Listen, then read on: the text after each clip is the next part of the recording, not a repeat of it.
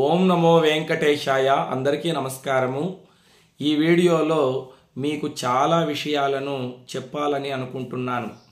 అదేమిటంటే గత నెల రోజులుగా మన ఛానల్లో ఎటువంటి వీడియోను కూడా అప్లోడ్ చేయలేదు.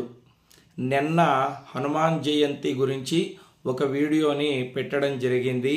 ఆ వీడియో కింద చాలామంది గురువుగారు అసలు మీరేమైపోయారు, మీకేం జరిగింది, ఏదైనా అనారోగ్య సమస్య, ఎందుకు మీరు వీడియోలు చేయలేదు, మేమందరూ కూడా చాలా కంగారు పడిపోయామని చాలామంది కామెంట్స్ పెడితే ఆ కామెంట్స్ అంతా చూసి ఒకవైపు బాధ కలిగింది, ఒకవైపు సంతోషం కూడా కలిగింది.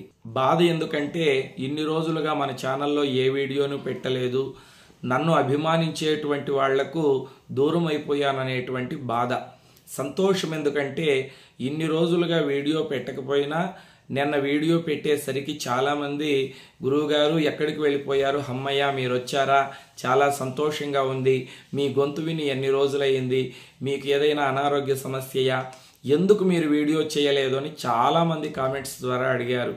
1-2 కామెంట్స్కి అయితే సమాధానం చెప్పవచ్చు, బోల్డ్ కామెంట్లు వచ్చాయి. ముఖ్యంగా చాలామంది ఫోన్లు చేసి అడుగుతూ ఉన్నారు, అసలు మీరు ఏమైపోయారు, ఎందుకు మన ఛానల్లో వీడియోలు చేయడం లేదు, ఏదైనా అనారోగ్య సమస్య లేకపోతే ఏదైనా కుటుంబ సమస్య, ఎందుకు మీరు వీడియో చేయలేదు అని చాలామంది అడుగుతున్నారు. కాబట్టి గత నెల రోజులుగా ఎందుకు వీడియోలు చేయలేదో ఈ వీడియోలో నేను వివరించే ప్రయత్నం చేస్తాను. శ్రీరామనవమి పండుగప్పుడు మనం శ్రీరామనవమి పండుగ ఎలా చేసుకోవాలో, శ్రీరామచంద్రమూర్తిని ఎలా పూజించాలో వీడియో చేసుకున్నాం. అదే చివరి వీడియో. శ్రీరామనవమి పండుగకు చిత్తూరు జిల్లా గుడిపాల మండలం కోలావూరు గ్రామంలో ఒక అద్భుతమైనటువంటి రామాలయం ఉంది. ఆ రామాలయంలో విశేషమైనటువంటి పూజలు జరిగాయి శ్రీరామనవమి పండుగప్పుడు.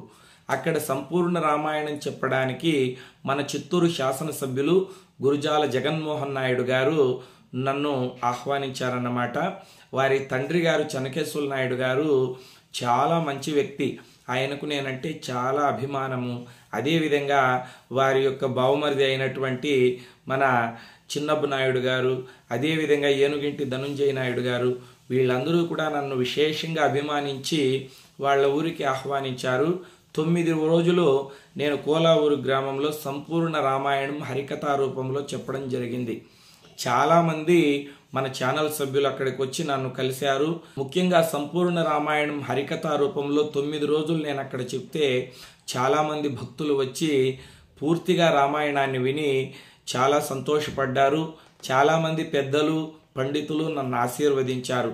ఆ ఊర్లో ఉన్నటువంటి ప్రతి ఒక్కరూ కూడా వాళ్ళ ఇంటికి తీసుకొని వెళ్ళి చక్కగా బట్టలు పెట్టి పంచపక్ష పరమాన్నాలు పిండి వంటలు కూడా చేసి వడ్డించి నా ఆశీర్వాదం తీసుకున్నారు. గురువుగారు, మా ఊర్లో మీరు 9 రోజులు సంపూర్ణ రామాయణం హరికథ చెప్పారు, మాకు సంతోషం కలిగింది.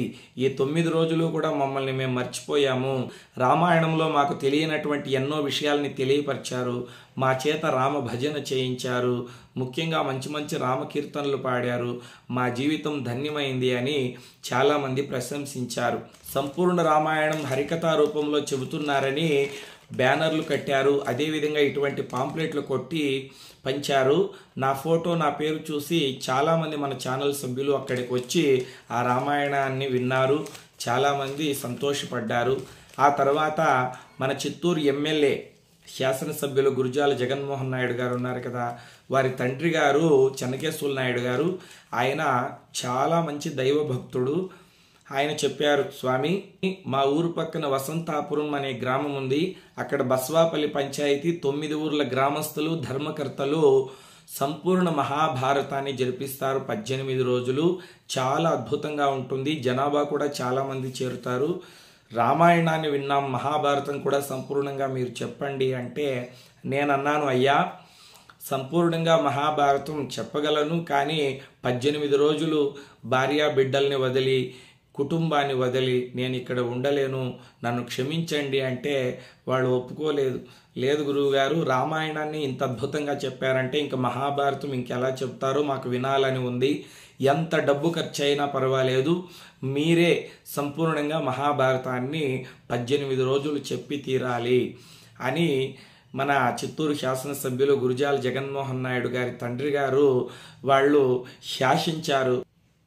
ఆయనతో పాటుగా 9 ఊర్ల గ్రామస్తులు, గ్రామ పెద్దలు, ధర్మకర్తలు వచ్చి చాలా ప్రాధేయపడ్డారు. గురువుగారు, మీరు మహాభారతం చెప్పవలసిందే, 600 మీరే ఈసారి మహాభారత యజ్ఞాన్ని చేయాలి అని చెబితే ఇక కాదనలేకపోయాను. ఎందుకంటే వాళ్ళ ప్రేమ, వాళ్ళ అభిమానము చాలా వెలకట్టలేందండి. ఇంటికి వచ్చి ఒక 8 రోజులు మాత్రమే రెస్ట్ తీసుకున్నాను. ఇక హడావిడిగా మళ్ళీ మహాభారత యజ్ఞానికి వెళ్ళడం జరిగింది. 18 రోజులు కూడా చాలామంది వచ్చారు. 1వ రోజు సర్పయాగము, 2వ రోజు భీష్మ ప్రతిజ్ఞ, 3వ రోజు కురుపాండవ జననము, 4వ రోజు కురుపాండవ పర్యటన, ఏకలవ్యుని చరిత్ర, 5వ రోజు లాక్షాగృహ దహనము, 6వ రోజు హిడింబాసుర వధ, 7వ రోజు బకాసుర వధ, 8వ రోజు ద్రౌపదీ కళ్యాణం. ద్రౌపదీ కళ్యాణం రోజు చక్కగా పందిళ్లు వేసి ద్రౌపదీదేవి కళ్యాణం జరిపించారండి. ఒక 2000 మంది వచ్చారు. అందరికీ కూడా పెళ్లి భోజనాలు వేసి బాజా భజంత్రీలతో అమ్మవారి కళ్యాణం అద్భుతంగా జరిగింది.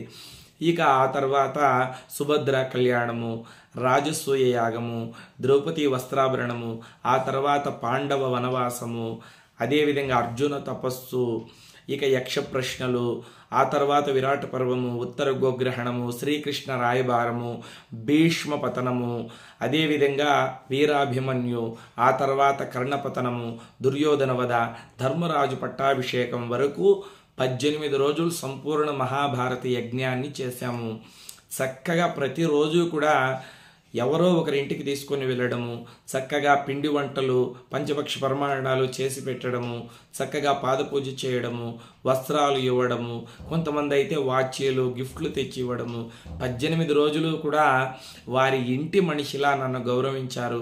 చాలా అద్భుతంగా నన్ను చూసుకున్నారు. ఇక అప్పుడప్పుడు రాత్రి వేళల్లో కాణిపాకము, వేలూరు, అర్ధగిరి ఆంజనేయ స్వామి దేవాలయము, చిత్తూరు, ఇలా కొన్ని గ్రామస్తుల వాళ్ళు రాత్రిపూట ప్రవచనానికి తీసుకొని వెళ్ళేటువంటి వాళ్ళు. పగలు రాత్రి కూడా హరికథలు, ప్రవచనాలు చెబుతూ నిర్విరామంగా వీడియోలు చేయలేకపోయాను, మీ ముందుకు రాలేకపోయాను. ఆ తర్వాత కాస్త వాయిస్ కూడా దెబ్బతినింది. పగలు రాత్రి నిర్విరామంగా ధర్మ ప్రచారం చేస్తూ హరికథలు, ప్రవచనాలు చెబుతూ వీడియోలు చేయలేకపోయాను. అందుకోసమే ఇంతకాలము కూడా నేను వీడియోలు పెట్టలేకపోయాను. చాలామంది ఏదైనా అనారోగ్య సమస్య చేత కానీ లేదా ఇంకేదైనా కారణాల చేత కానీ గురువుగారు వీడియోలు చేయలేదేమో అని కంగారు పడ్డారు. అటువంటి సమస్యలు ఏమీ కూడా లేవండి. ఇక మీద యథావిధిగా వీడియోలు చేస్తాను.